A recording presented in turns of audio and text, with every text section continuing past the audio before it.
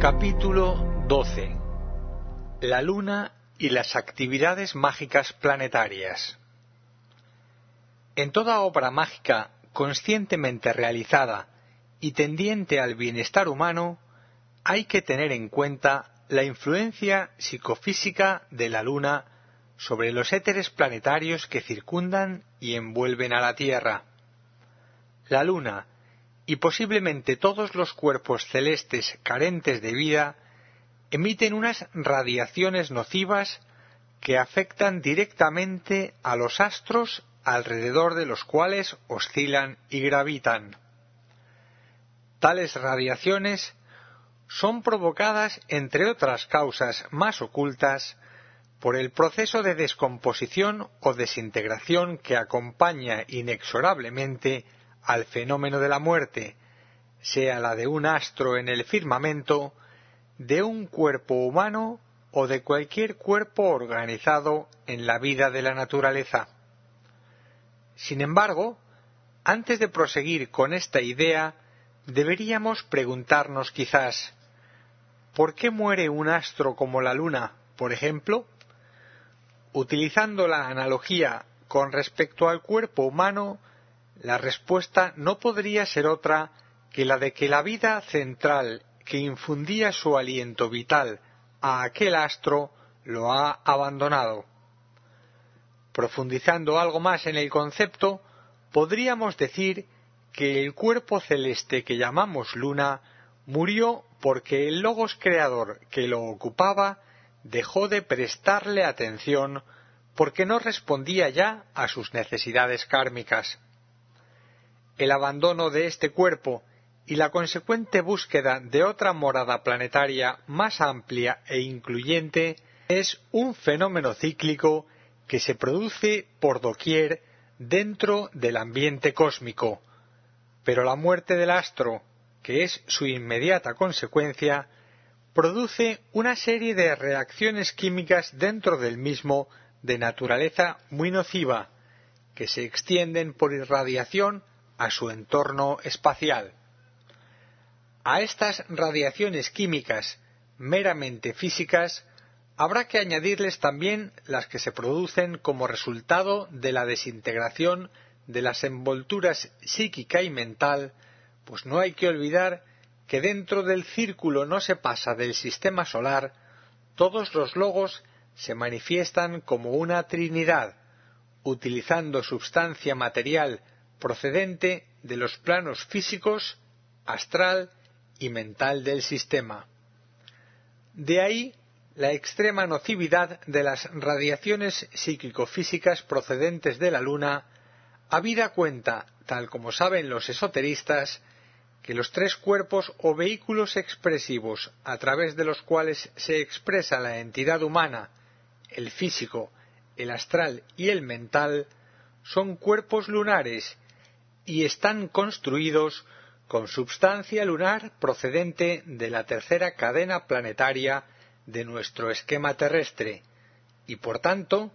se ven seria y directamente afectados por aquellas radiaciones.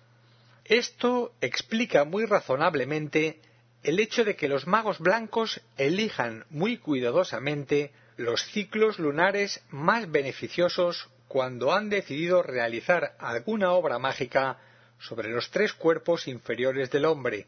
como por ejemplo la curación de ciertas enfermedades,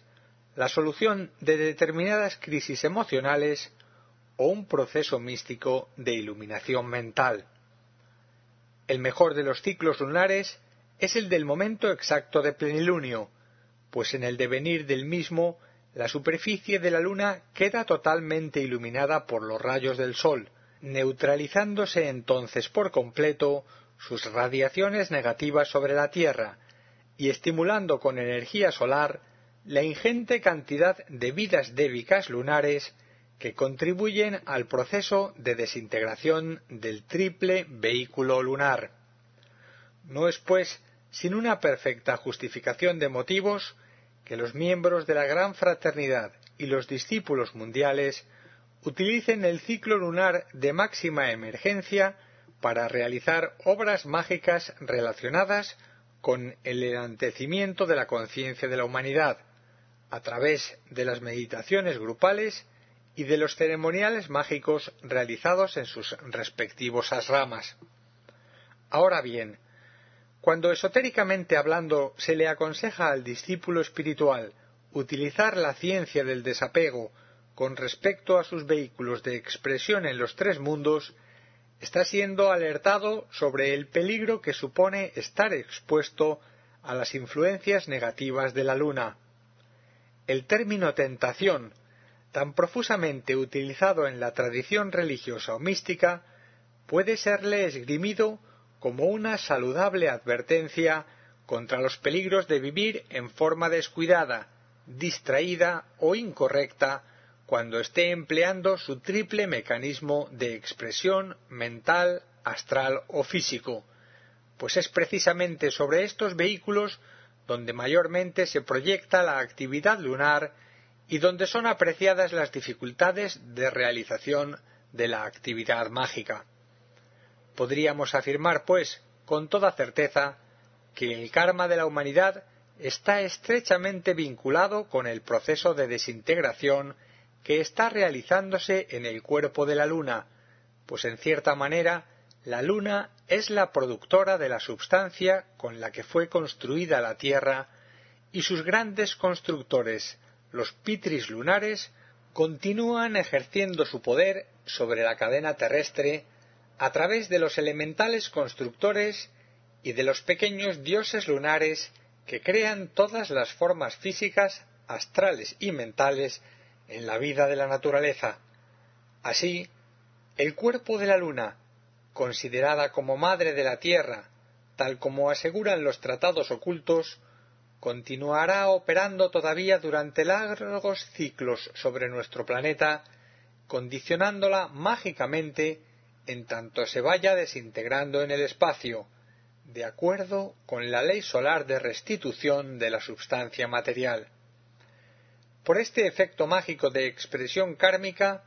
el cuerpo de la luna sólo será disuelto por completo al final de la séptima ronda de esta cuarta cadena planetaria. Para entonces, la Tierra se habrá convertido en un planeta sagrado, o habrá alcanzado al menos un grado de sutilidad extraordinario que le permita al logos planetario acceder a la quinta iniciación cósmica. Hablamos, naturalmente, en unos términos descriptivos basados en la más pura analogía hermética y haciendo referencia al logos creador que ocupa la forma planetaria de la Tierra, y no a esta forma en sí como cuerpo organizado, que nada sería sin el fuego del espíritu que la anima, o sea, el foat cósmico que vivifica con sus increíbles e indescriptibles radiaciones el kundalini planetario y le imprime su peculiar movimiento de rotación, que es el símbolo de la vida en todo cuerpo celeste. Otra de las razones esotéricas de carácter eminentemente práctico a tener en cuenta en nuestras investigaciones esotéricas sobre la magia es reconocer que la aplicación inteligente de la ciencia del desapego en los tres mundos del esfuerzo humano ha de acompañar constantemente a la actividad mágica, y es el factor trascendental que ha de acelerar el proceso de desintegración del astro lunar y debilitar gradualmente así las nocivas radiaciones que surgen del mismo. El proceso de desintegración de un astro muerto está regido por las mismas leyes cíclicas que regulan la descomposición del cuerpo humano desprovisto de su esencia vital, pero por encima de estas leyes cíclicas que están relacionadas con el lento proceso de destrucción de las formas, hay las leyes superiores del espíritu que pueden acelerar a extremos inauditos el proceso de descomposición material de los cuerpos carentes de vida. Para el cuerpo físico, el sistema de cremación es el más rápido y adecuado, pero para acelerar el proceso de desintegración del cuerpo de la luna se precisa otra clase de fuego, el de la determinación espiritual, o sea, el de la utilización del fuego de la voluntad espiritual a escala planetaria. Pero ese tipo de fuego está solamente al alcance de los grandes iniciados de la jerarquía espiritual del planeta y a un grado menor por los discípulos espirituales del mundo, colaborando todos ellos en las intenciones del Logos planetario, quien por razones obvias está directamente implicado en el proceso de desintegración de la Luna, la cual forma parte inseparable de su equipo kármico en virtud de la estrecha vinculación existente entre la tercera cadena lunar y la cuarta cadena terrestre. Con la desintegración de nuestro satélite, con la eliminación de este molesto acompañante en la ruta de los cielos, se abriría una nueva era de grandes e inexplicables conquistas espaciales y técnicas. Al igual que sucede con los grandes cuerpos celestes, la desintegración de la masa molecular de la Luna podría ser acelerada si todos los hombres de la Tierra optasen por la ley del desapego, lo cual debilitaría la fuerza gravitatoria de la Luna a extremos realmente insospechados. Grandes y fecundos resultados podrían obtenerse también si los aspirantes y los discípulos espirituales del mundo trabajasen ardua e inteligentemente para mantener sus cuerpos lunares bajo la supervisión solar y acelerasen el proceso espiritual de sus vidas que lleva a la iniciación. La iniciación produce una actividad ígnea que consume las escorias lunares, unos resultados que vienen siendo observados en el planeta a partir de la era Atlante, cuando en virtud de ciertas disposiciones solares se le abrió al reino humano la posibilidad de acelerar su desarrollo espiritual mediante aquellas técnicas de fuego que ocultamente llamamos proceso iniciático. Para el discípulo en entrenamiento espiritual en algunas ramas de la jerarquía, hay la opción inevitable de dos tipos de fuego que puede utilizar para purificar sus cuerpos inferiores y para lograr plena independencia de las energías negativas procedentes de los espacios extraplanetarios. A. El fuego de la determinación espiritual, que ha de liberarle del yugo de la forma material mediante el sistemático control de los tres elementales constructores de sus cuerpos físico, astral y mental, es decir, de los pequeños dioses lunares. B. El fuego de la iniciación, que es un resultado del éxito obtenido en el proceso anterior y que le permite introducir en el seno de la substancia contenida en aquellos cuerpos lunares energías solares de alta frecuencia vibratoria, con el consecuente resultado de aquello que en términos alquímicos podríamos llamar redención de la substancia o proceso de transmutación espiritual de la materia. En el primer caso, hay un movimiento acelerado de la conciencia mediante el cual es posible introducir energía causal dentro del contenido material vitalizado por el fuego de Kundalini. La introducción del fuego solar o causal en el interior de los cuerpos produce una lenta aunque progresiva dispersión de los elementos constituyentes de la sustancia material de los tres vehículos lunares, a través de los cuales se manifiesta el yo inferior o personalidad humana, y determina la imposición de un nuevo ritmo de más alta frecuencia vibratoria en su contenido molecular. Hay que recordar al respecto que los tres señores lunares que rigen la substancia de los cuerpos físico, astral y mental son la analogía en los tres mundos de expresión humana de los tres grandes arcángeles o Mahadevas que rigen los tres planos inferiores del sistema solar. Veamos esta analogía. A. Yama, regente del plano físico y señor del aspecto sólido en la vida de la naturaleza. Está relacionado con el elemental constructor del cuerpo físico. B. Varuna, regente del plano astral y señor de las aguas. Rige el elemental constructor del cuerpo astral. C. Agni, regente del plano mental y señor del fuego, relacionado con el elemental constructor del cuerpo mental. Pone su ley, su voluntad y su propósito a los tres grandes arcángeles,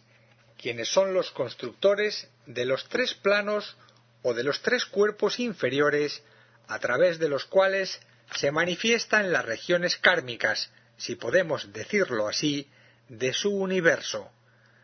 El ser humano, reflejo del Logos divino, impone su ley, su voluntad y su propósito a los tres elementales constructores de sus cuerpos de expresión kármica, los cuales han de obedecer lógicamente el ritmo que les marca el yo espiritual morador de la forma, y dependen en todo momento de la evolución o desarrollo espiritual de este yo en encarnación física. El primero de los grandes efectos registrados por la imposición del ritmo de la determinación espiritual sobre el triple vehículo es el control de la mente, la cual se separa o se independiza del cuerpo astral, con la consecuente disociación de kama manas. La mente se separa del deseo. En tal caso, la mente concreta, aunque todavía discursiva o intelectual, asciende a través del antakarana o hilo de luz creado por la determinación espiritual del discípulo hacia las regiones abstractas de la mente, iluminadas por la luz de la razón pura que proyecta el plano búdico. El proceso de ascensión de la mente concreta del discípulo hacia la mente abstracta del yo superior es lógicamente lento y difícil y abarca el largo período impuesto por las disciplinas del Raja Yoga, el yoga de la mente. Lentamente, tramo a tramo, se va construyendo el puente mágico de unión entre los dos aspectos de la mente y se convierte el cuerpo mental en un todo unido, coherente y poderosamente organizado en manos del yo superior, del pensador en su propio plano. En este momento sucede algo extraordinario. La mente del discípulo, convertido en un cuerpo perfectamente organizado y sutil, se hace potentemente invocativa al dinamismo de la acción mágica y se abre como una flor a las caricias del aliento monádico proyectado sobre el plano búdico. Entra entonces en actividad el fuego de la intuición. El antakarana, o puente de arco iris de la conciencia, que hasta aquí había constituido el camino iluminado de integración de la mente, desaparece objetivamente del campo de percepción y observación del discípulo. Aparentemente deja de existir y el alma en tal estado se encuentra sola, envuelta en los hálitos del misterio y la mente inmersa en un sobrecogedor vacío. Podríamos decir que es en esta fase trascendente de la evolución humana que el alma del discípulo se libera definitivamente del ritmo impuesto a los cuerpos por los señores lunares, y entonces, de acuerdo con la presión misteriosa de la acción mágica y transmutadora, decide avanzar sola y sin caminos por estas sendas aparentemente sin fin, desoladas y estériles. Este camino vacío y sin precedente alguno en la vida del aprendiz de mago, que el maestro K.H. había definido como la senda de los héroes, surge así a la vista del discípulo y deberá recorrerlo solo, con valor y persistencia, sin esperar nada a cambio, salvo la seguridad del deber cumplido. Los señores del fuego, los grandes devas agnisvatas de la mente, cuya naturaleza es solar, le ayudan sin que él se dé cuenta en tal intento, y van iluminando su camino hasta el fin del proceso, hasta aquel momento en que la fusión del fuego de la razón pura que proviene del plano búdico transfigura su naturaleza y le impone el ritmo solar que ya desde entonces será una constante en su vida de discípulo, un ritmo de elevada trascendencia que no podrá ser seguido por la totalidad de los elementos débicos que constituyen su cuerpo mental. Se producirá entonces el despertar interno a la vida divina y se le abrirá el sendero que conduce a la iniciación. El fuego mágico que surge del cetro iniciático, cuyo voltaje está regulado por cada tipo de iniciación, se introducirá oportunamente vía los chakras en los compuestos moleculares de los cuerpos físico, astral y mental del discípulo, efectuando en ellos grandes transformaciones. Se produce en cada uno de ellos el proceso alquímico de la transmutación, la conversión en oro espiritual de las tendencias inferiores de la personalidad, que deja de apegarse definitivamente entonces a la ley de sus vehículos. De ahí el por qué la magia y la alquimia son ciencias consubstanciales. En su armoniosa compenetración se realiza en la vida de la naturaleza humana el proceso místico de redención de la substancia. Los devas lunares, redimidos y transfigurados a fuerza de resistir la presión de las tremendas fuerzas solares que les imponen los señores de la mente iluminada, constituirán las nuevas energías que desde aquellos momentos deberá utilizar el discípulo, convertido ya en un mago blanco, en un iniciado de la gran fraternidad blanca. El período que le sigue, el proceso post-iniciático, podríamos decir, es realmente indefinible, salvo que la estatura espiritual del observador o del investigador esotérico le permita ascender conscientemente a los niveles búdicos, cosa que sólo pueden hacer los grandes iniciados. Lo único que le es permitido al observador espiritual, dotado de clarividencia superior, pero no revestido todavía de las cualidades insignes del adepto, es cifrar su atención sobre el cuerpo mental del iniciado y ver desde allí lo que ocurre en su vehículo astral, el cual, como esotéricamente se sabe, está misteriosamente conectado con el plano búdico. El vehículo astral aparece límpido y transparente, sereno y armoniosamente equilibrado. Los pequeños dioses lunares que no pudieron resistir la ígnea presión interna fueron expulsados al producirse la disociación de Kama Manas. Para el observador clarividente, entrenado en este tipo de percepciones, el cuerpo astral del discípulo aparece ahora envuelto en un ovoide luminoso que irradia, además de los suaves colores rosado, amarillo claro y azul celeste de las emociones superiores, unas fúlgidas transparencias de intenso color azul índigo, que como estallidos de luz radiante se proyectan desde el plano monádico a través del cuerpo búdico. Parece una tónica general, aunque trascendentemente mágica en tal estado de evolución, que el cuerpo astral del iniciado refleje ciertas características monádicas, siendo el color azul índigo cada vez más potente e irradiante, el que va definiendo este cuerpo junto con el bellísimo color amarillo claro que corresponde al plano búdico. Al llegar a la quinta iniciación, el color azul índigo que expresa la suprema jerarquía del universo pasa a formar parte integrante del aura espiritual del adepto, junto con el color característico que corresponde a su particular rayo monádico, el cual, al igual que el del logos planetario del sistema solar, es uno de los 7 subrayos del segundo rayo de amor-sabiduría que caracteriza el plano monádico solar. Estas ideas, como podrán ustedes observar, se apartan bastante por su propia vastedad de las que tienen que ver únicamente con la actividad mágica de los constructores débicos de los cuerpos físico, astral y mental de los seres humanos, con los cuales la humanidad en su conjunto se halla tan potentemente vinculada, pero no podemos quedar estancados en las obras menores de la magia organizada planetaria, sabiendo que hay regiones de nuestro propio ser en donde la magia, tal como la conocemos, es decir, como una manifestación del propósito de Dios en la vida de la naturaleza,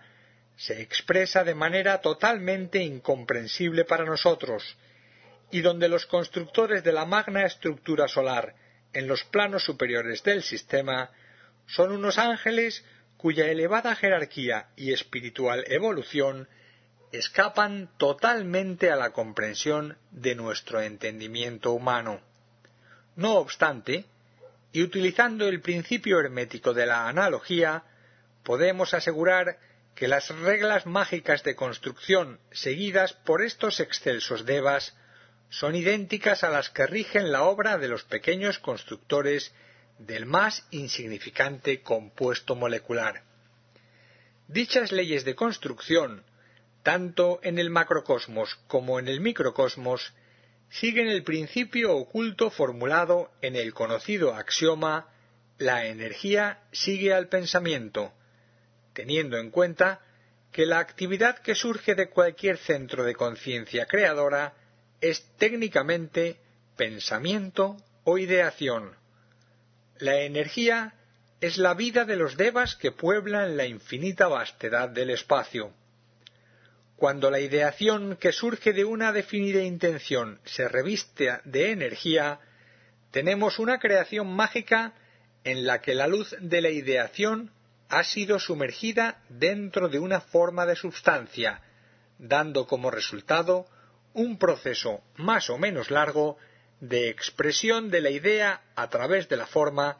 que le han dado los devas constructores. La ley mágica de construcción o de substanciación de la energía sigue siempre al proceso mental de ideación. Viene a ser como una proyección de luz que se infunde en la materia en virtud del trabajo humilde, lento y callado, frecuentemente ignorado aún para los investigadores del mundo oculto, de los aparentemente insignificantes constructores débicos o dioses lunares. Ellos construyen la vastedad infinita de elementos químicos en sus variados niveles sobre los cuales se erige la soberbia estructura del sistema solar. La verdadera obra mágica comienza aquí, en este trabajo preliminar de los constructores débicos lunares, adaptados al trabajo de construcción de formas densas. Tales devas manipulan con maravillosa pericia la energía etérica vitalizada con el prana solar, la substanciación con su propia vida y le imprimen el sello de la creación. Un átomo físico o cualquier elemento químico observado desde el ángulo oculto no es más que energía etérica procedente del cuarto subplano físico, dinamizada con energía pránica o solar y substanciada por los constructores débicos de la forma, de manera tal que pueda servir de cáliz o de tabernáculo a cualquier diminuta entidad espiritual, a una misteriosa criatura de ascendencia monádica cuya misión es evolucionar a través del complejo universo molecular surgido de la interminable línea estructural de los elementos químicos. A la totalidad de esta infinita e increíble cantidad de minúsculas criaturas espirituales que evolucionan en el seno de la materia o de la substancia molecular de cada plano del sistema, Se la denomina esotéricamente corriente espiritual de vida atómica, y su función es constituir las bases substanciales del universo, de los planetas y de todos los cuerpos en la vida de la naturaleza, desde los más sutiles a los más densos. De ahí que cuando en páginas anteriores hemos utilizado el concepto «el espacio es multimolecular», teníamos en cuenta este importantísimo detalle, habida cuenta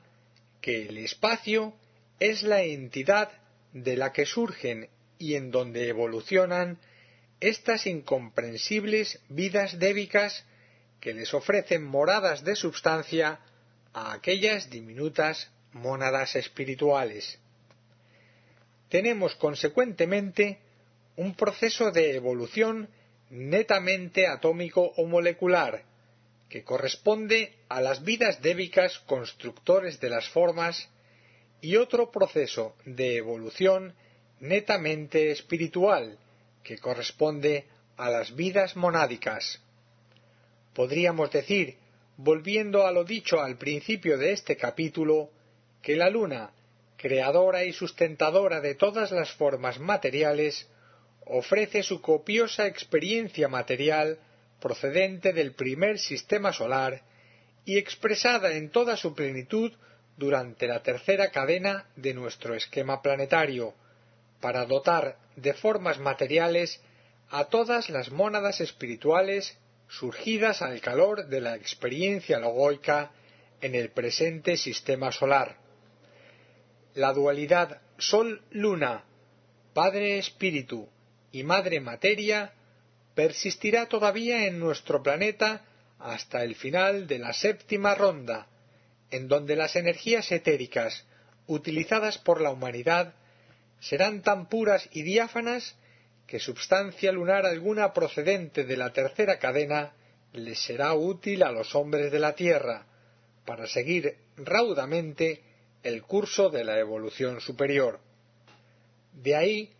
que los restos de la luna procedentes del trabajo mágico de destrucción realizados por la humanidad serán finalmente dispersos y vueltos al infinito océano de materia viva del espacio, pero llevando allí como esperanza suprema de otras más esplendentes construcciones el sello vivo y permanente de redención que le estamparon llenos de fe y de esperanza en el futuro los seres humanos, la raza de los hombres.